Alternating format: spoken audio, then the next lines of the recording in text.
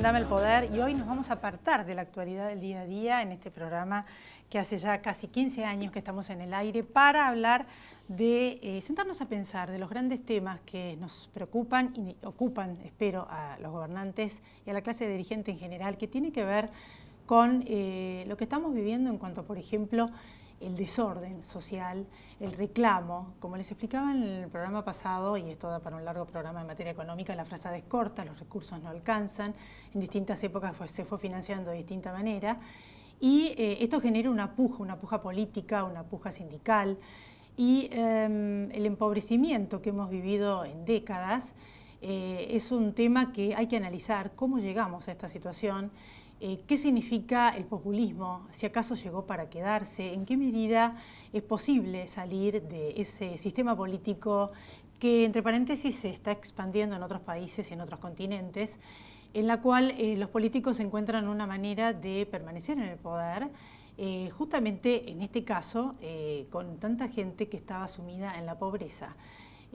Sindicalistas ricos, políticos ricos y gente cada vez más pobre.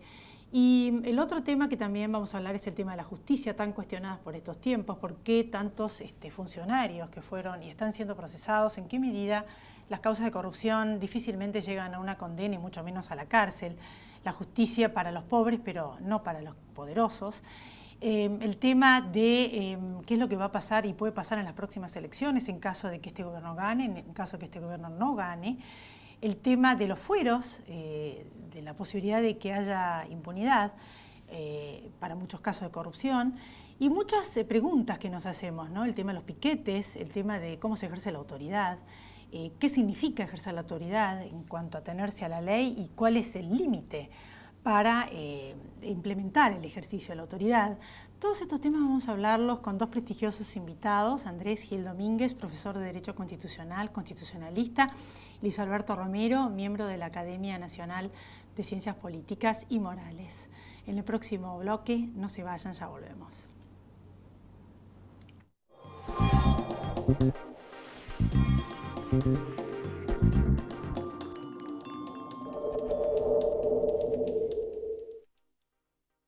El sábado 6 de mayo, asesorate gratis con un escribano.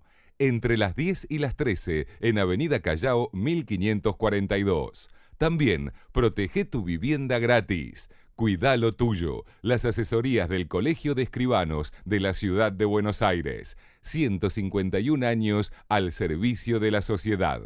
Acero es desarrollo. Acero es Ternium. Es posible que tu aporte para cuidar el agua sea una gota en el océano, pero sin tu aporte, al océano le faltaría una gota. Es un mensaje de AISA.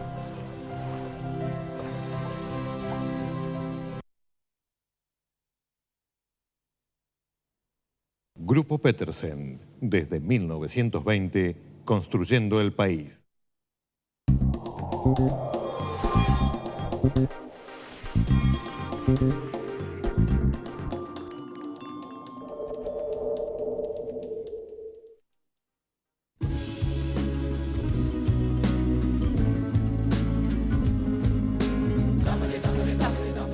Gracias por venir, Andrés. Muchas gracias por invitar.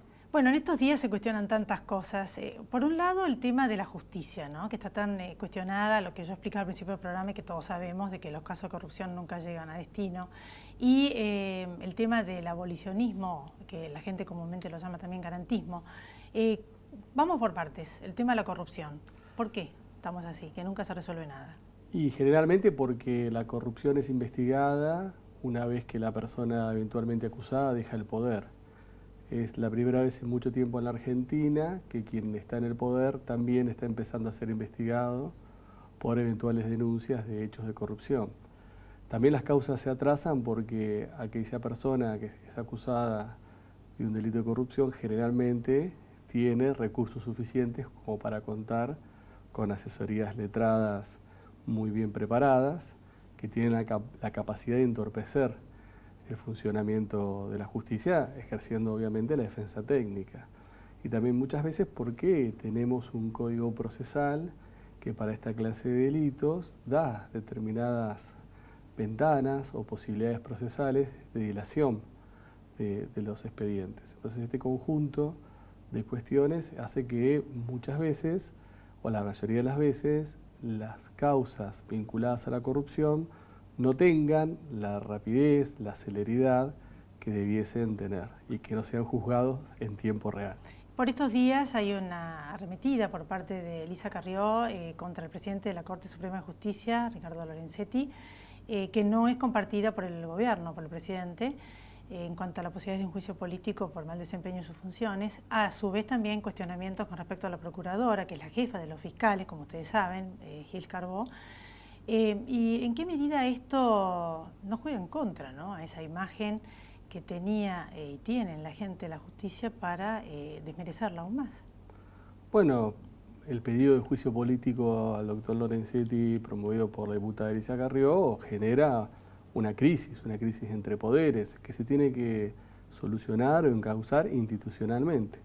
Si hay un diputado o diputada que considera que hay una causal como para iniciar un proceso de juicio político, a un miembro de la Corte Suprema lo tiene que plantear, la Cámara de Diputados lo tiene que evaluar y responder en consecuencia tal cual lo establece la Constitución.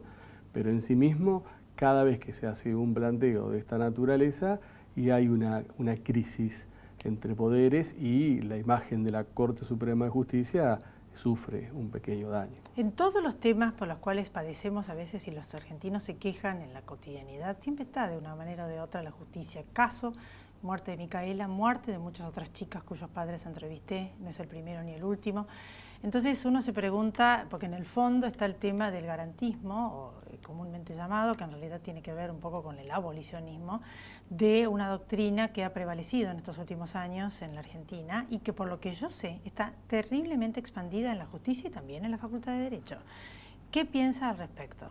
Bueno, me parece que hay que distinguir entre lo que es el garantismo y el abolicionismo, porque la contracara del garantismo es la negación de los derechos, es el golpismo. O sea, todos los jueces tienen que ser garantistas porque justamente la Constitución establece un sistema de garantías para proteger a los derechos. Con lo cual, primero, me parece que es bueno escindir el término o distinguir entre garantismo y abolicionismo. El que no es garantista es golpista, el que no es garantista no respeta la Constitución.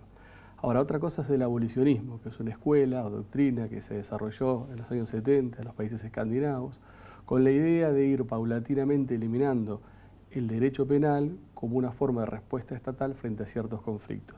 Claro que en el marco de sociedades desarrolladas social y económicamente a un punto en donde los delitos que se cometían eran delitos contra la propiedad, delitos de menor cuantía. Me parece que el traslado de esta doctrina al campo de América Latina y en Argentina es un traslado que ha quedado fuera de contexto. Nosotros no tenemos las características sociales de los países escandinavos y de alguna manera quienes lo han llevado adelante y lo aplican en el sistema judicial, lo que han hecho es una exacerbación del abolicionismo, porque el abolicionismo estuvo pensado en eliminar el derecho penal para ciertos delitos contra la propiedad de menor cuantía, pero hay ciertos delitos que por la gravedad que revisten, por el dolor que producen a las víctimas y el impacto que tienen en la sociedad, no se ha inventado al día de la fecha ningún sistema superador al derecho penal como una respuesta estatal razonable frente a la comisión de esta clase de delitos. Y algunos jueces y juezas se confunden en lo que es el abolicionismo y en la aplicación, y en vez de pensar un derecho penal mínimo para estos pequeños delitos, para un delincuente primario, para esta posibilidad de reinserción social inmediata, lo aplican para cualquier tipo de delitos, sin medir las consecuencias prácticas de una aplicación teórica descontextualizada y exacerbada en lo que es sus efectos. Y de ahí todo tiene que ver con todo el tema de la autoridad. Uno de los temas muy cuestionados en estas últimas décadas es de ejercer la autoridad y de establecer un límite en los derechos. El que tiene derecho a expresarse, a protestar y hacer una huelga y demás, y el derecho que tiene el otro de trabajar, de circular y demás, ¿no? ¿Cómo se conjugan y qué es lo que está pasando? Porque yo veo que cuando quieren hacer cumplir la ley en algunos casos siempre es represión, siempre todo es represión. Y entramos en una situación como caótica. Sí. La legitimidad de la autoridad se va incrementando en la medida que tiene la capacidad de ponderar derechos y resolver razonablemente colisiones de derechos. En el caso de los cortes de ruta y de los piquetes, Acá en los últimos años lo que ha habido es una utilización de vías no institucionales para hacer reclamos legítimos y una permanente prevalencia de la libertad de expresión de manera absoluta por sobre los demás derechos.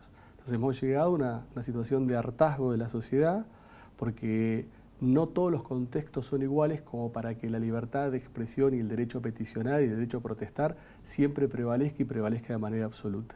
Me parece que una reafirmación de la autoridad es buscar un camino de regulación razonable en donde las personas puedan expresarse, puedan protestar, pero a su vez el resto de la sociedad pueda ejercer sus derechos y a través de acuerdos mínimos. A mí me parece que el derecho a la protesta y la libertad de expresión tiene que estar garantizada, pero a partir de un piso en donde no se pueden cortar, por ejemplo, el metrobús, no se pueden cortar las autopistas, no se pueden cortar los accesos, porque el daño que se genera en un corte total es infinitamente mayor que el derecho o el peso del derecho de peticionar, expresarse y protestar que se puede realizar de otra manera. Y con respecto a la educación, porque la verdad es que es un servicio fundamental, educación, como la seguridad y demás, bueno, ¿no? O sea, los policías no hacen cumplir la ley. Yo creo que todos los trabajadores, aún la policía, aún con un régimen especial, tendrían que tener el derecho a protestar y el derecho de última ratio a hacer una huelga. Pero la huelga es la última ratio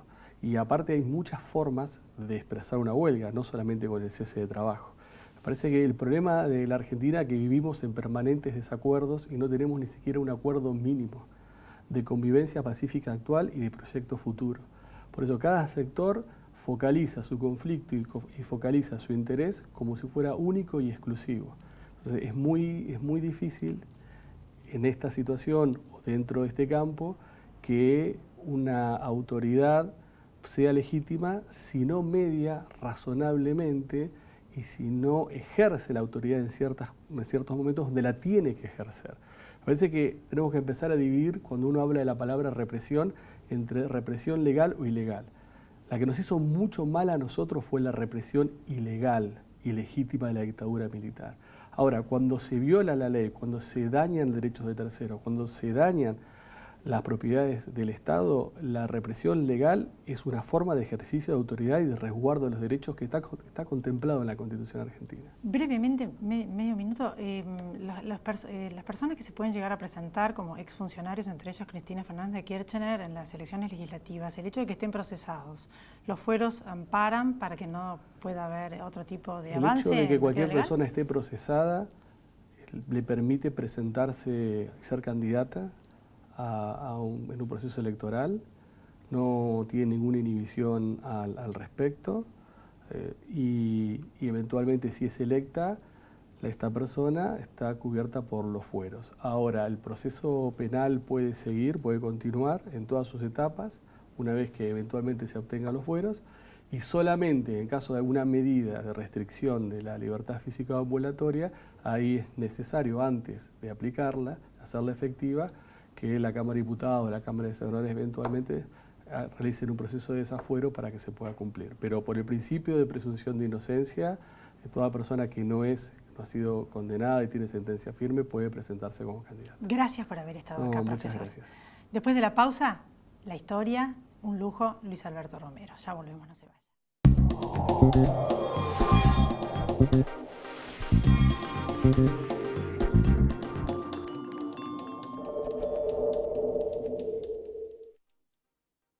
El sábado 6 de mayo, asesorate gratis con un escribano. Entre las 10 y las 13 en Avenida Callao 1542. También, protege tu vivienda gratis. Cuidá lo tuyo. Las asesorías del Colegio de Escribanos de la Ciudad de Buenos Aires. 151 años al servicio de la sociedad. Acero es desarrollo. Acero es Ternium. Es posible que tu aporte para cuidar el agua sea una gota en el océano, pero sin tu aporte, al océano le faltaría una gota. Es un mensaje de AISA.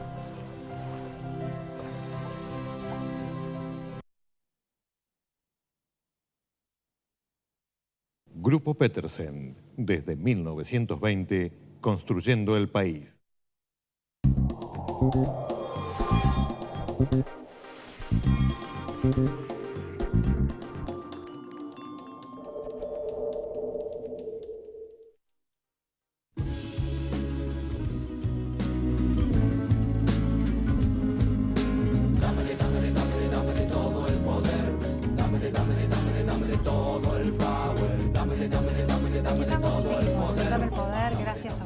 ustedes por estar ahí en este segundo bloque. Gracias por venir. No, gracias a vos.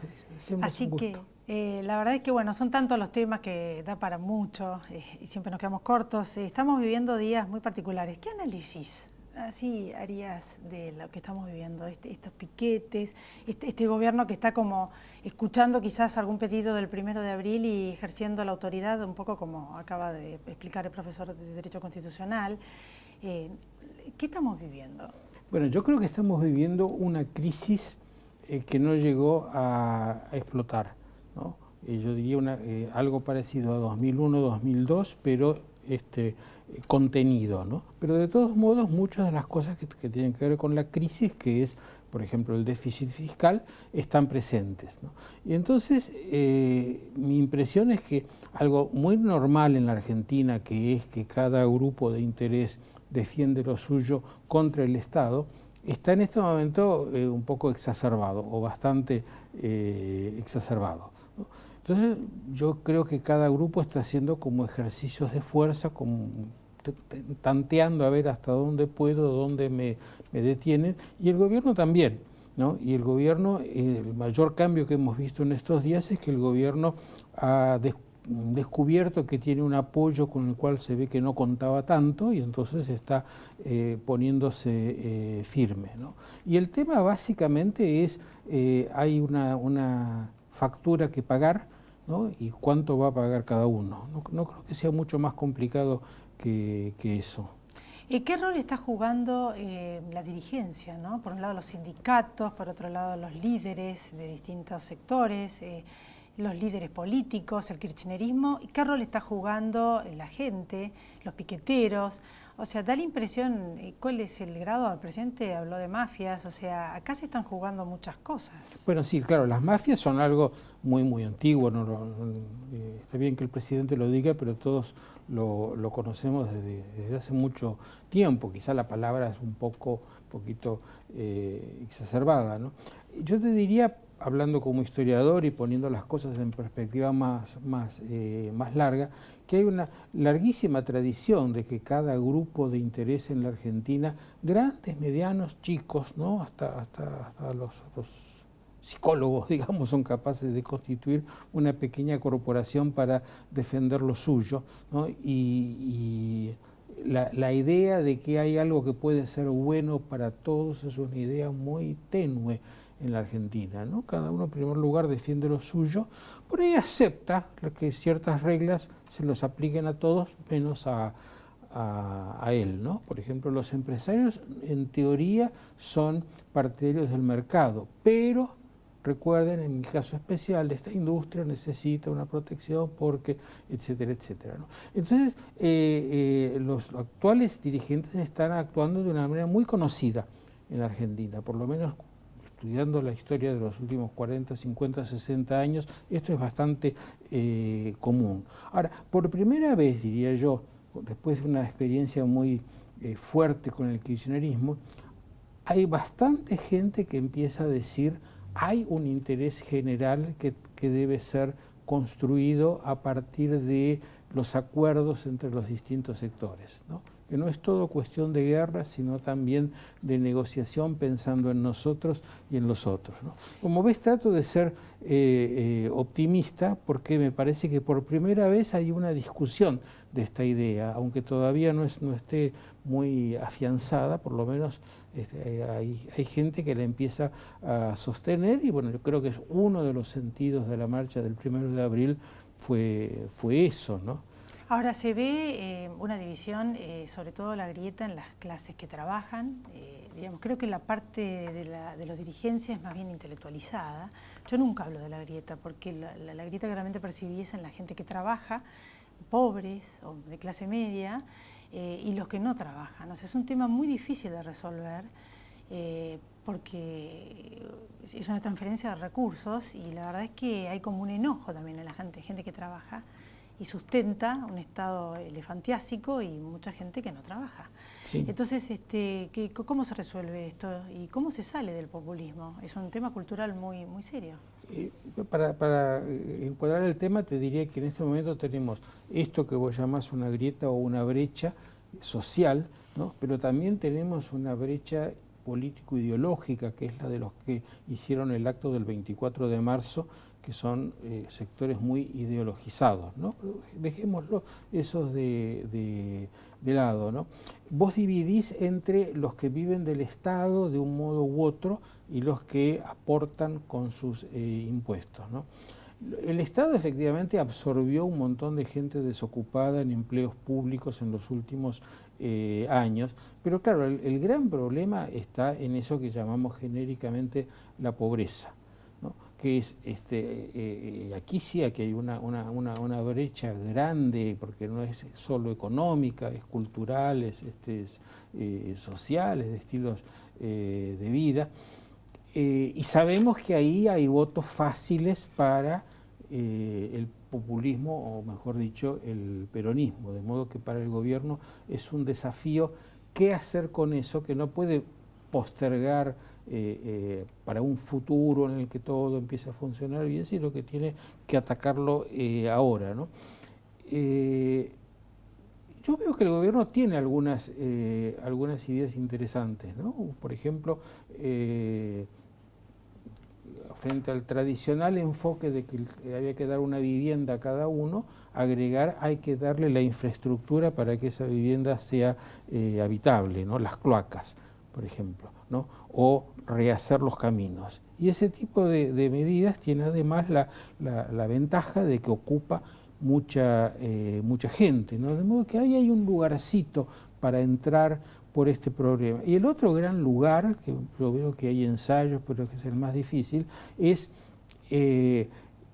recuperar la presencia del Estado en un mundo que está como dejado de la mano de Dios, ¿no? Volver a poner oficinas estatales en lugares que estén cerca de donde la gente vive, ¿no?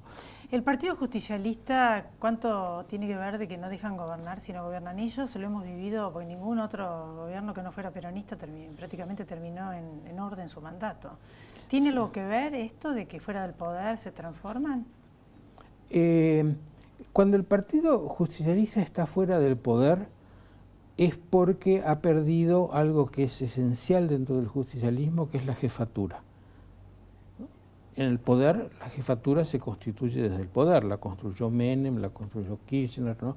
Cuando está fuera del poder, causa o consecuencia, no tiene jefe, y entonces se ve que es un movimiento extraordinariamente variado, en el cual algunos juegan de una manera, por ejemplo, muchos gobernadores como Urtubey apuestan a que el gobierno apuestan su futuro político a que el gobierno le vaya bien, y otros grupos hacen su propio cálculo político y apuntan a que el gobierno le vaya mal, ¿no? Yo creo que no todo el peronismo funciona de la misma manera, ni siquiera saben claramente cómo tienen que funcionar. Están un poco viendo en cada ocasión, a veces van para un lado, a veces van para otro. Pero lo cierto es que hoy como unidad no existe el peronismo ni remotamente. Si gana o si pierde el gobierno en las elecciones, en cuanto al poder legislativo, que puede aumentar o disminuir, ¿cómo lo ve en un caso o en otro?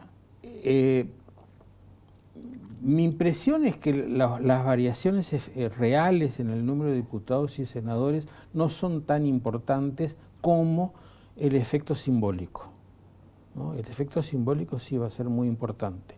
Ahora, el efecto simbólico en una elección de medio término se disimula un poco, porque son muchas elecciones diferentes y con alineamientos diferentes. Ahora, yo diría, se concentra en la provincia de Buenos Aires. Esa es la elección que todos vamos a estar mirando, porque es la más poblada, porque es donde están muy claras los campos, ¿no? Creo que ahí vamos a, mirando ese resultado, vamos a decir el gobierno superó la prueba o no. ¿Es verdad que podemos llegar a estar atrapados entre dos populismos en caso de que esto no funcione como todos esperamos? ¿Entre dos populismos vos te referís a uno anterior y uno posterior? Bueno, de hecho es lo que están mirando muchos inversores, en qué medida esto se revierte, ya que es tan difícil de cambiar, y yo soy optimista también y tengo esperanzas, ¿o no?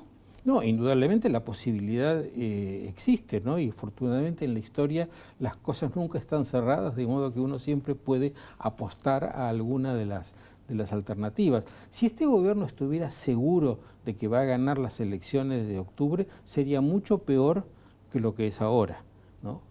Las elecciones lo mantienen activo y pensando cosas, Sí, mira, ¿no es cierto? Esa es la ventaja de la democracia. Obvio, ¿no? La alternancia en el poder y en realidad, y de la República. En realidad, yo me pregunto si acaso son tantos los desafíos, ya para terminar, ¿no sería bueno una comisión de notables, entre los cuales yo lo pondría? No realmente, porque son temas tan difíciles, y hay una dicotomía y un conflicto de intereses tan grande de todo lo que venimos, y nos damos cuenta todos, y ustedes estuvieron hablando, que establezca las pautas, como algún que otro político propuso, a largo plazo, porque las obras, por ejemplo, se terminen en 20 años. La pobreza se termine de erradicar y que no, y los inversores vengan sin miedo, que vuelva el populismo, en fin. Mira, yo creo que con sociedades donde había menos participación política, una comisión de notables podría funcionar a veces, ¿no? Pero en el mundo actual, la verdadera comisión de notables está formada por cosas como este programa, es decir, por gente que va opinando y va organizando una discusión, y poco a poco se van aclarando las posiciones y poco a poco cada uno va cambiando de posiciones, ¿no? Yo escuchaba recién al invitado anterior y entendí un par de cosas que no me cerraban en la cabeza, ¿no? Y esto es lo bueno de estas conversaciones, de modo que desde que se abrió la discusión al fin del kirchnerismo, me parece que está funcionando la Comisión de Notables. Bueno, gracias, muy didáctico, y gracias por haber estado acá, nos volvemos a encontrar. Gracias a vos.